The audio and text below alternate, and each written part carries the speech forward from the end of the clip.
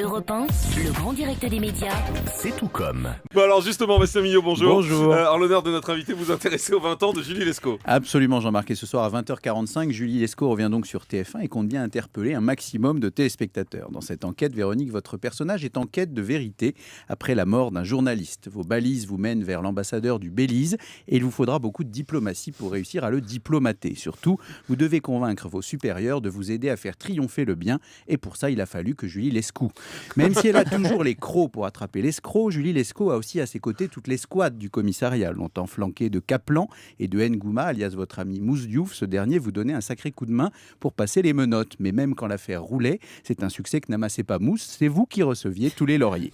C'est aussi d'ailleurs une autre caractéristique de votre personnage. Le soir, une fois que Julie a fini de jouer les poulets, elle rentre à la maison pour devenir mère poule. C'est aussi cette double casquette, ou plutôt ce double képi, qui explique la longévité de la série. Cela fait donc 20 ans que ça sent le roussi pour les criminels lorsque Julie Larousse met la police à leur trousse. Mais on a entendu dire, Bastien, on en parle à l'instant, que la série pourrait tirer sa révérence à la fin de la saison. Exactement, Jean-Marc. Et pour remonter dans l'histoire, c'est en 92 que Véronique met le doigt dans l'engrenage de Julie Lescaut. Depuis, vous régnez sur le créneau de la femme flic et on peut dire, Véro, que vous avez tout verrouillé. Jusqu'en 2007, votre plus grand rival de France et de Navarre s'appelait Navarro, ce qui vous fit ferrailler contre Roger Hanin année après année. Vous avez triomphé, mais aujourd'hui, interpréter la rouquine est presque devenu une routine. Après deux décennies à décimer la criminalité, vous avez donc évoqué l'idée de raccrocher. Pourtant, le dernier épisode de vos aventures a encore attiré plus de 6 millions d'amateurs, preuve que Julie Lescaut reste une émission phare dans le domaine du gyrophare.